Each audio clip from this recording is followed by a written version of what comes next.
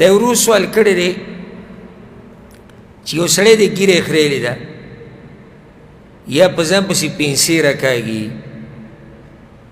یا سګرټ څکي یا بله څه ګناه کوي نو په ده باندې سلام اچول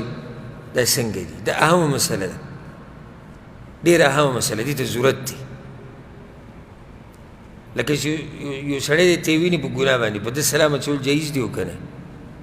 جواب اول خو دا ایت کې چې د یو مسلمان په بل مسلمان دا حق دی چې ورسره میلاو شي نو څه به کوي سلام به پرې اچوي په صحیح مسلم کې دا حدیث دی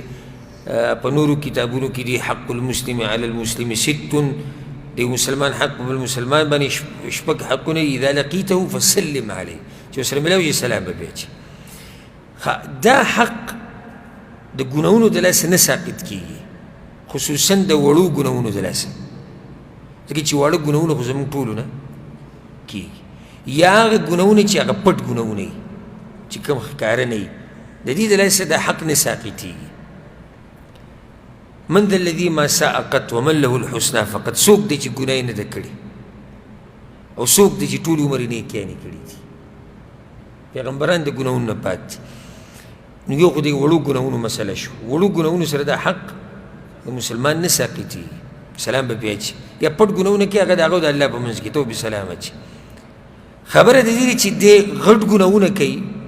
ښکارې کوي یا دعوت د هغې طرف ته ورکوي یا پې فخر کوي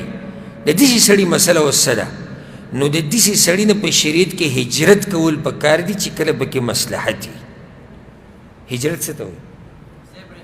تعلقات پرېښودل دې سړي سره به تعلقات پرېږدي خو بېلته یو مسله یې ده که تعلقات به هله پرېږدي د ده نه به هجرت هله کوي چې کله پکې مصلحت وي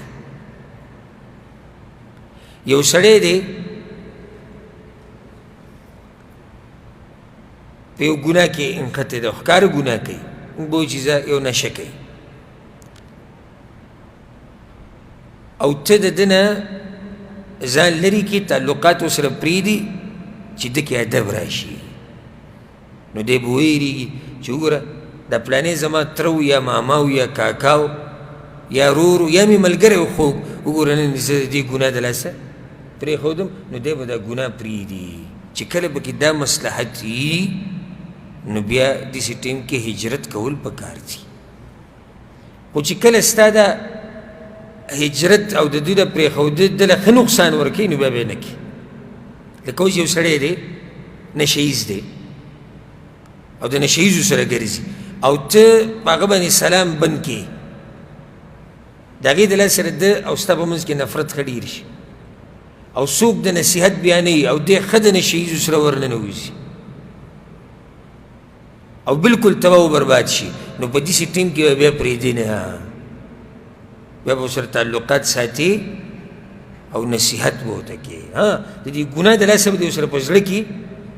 یعنی د دې ګناه په قدر به ستا د سره لګي هم نه دا د مؤمن شان دی چې څومره یو سړی دینداره دی دومره به دې ورسره لګي چې څومره بېدینه دی دومره به دې ورسره نه لګي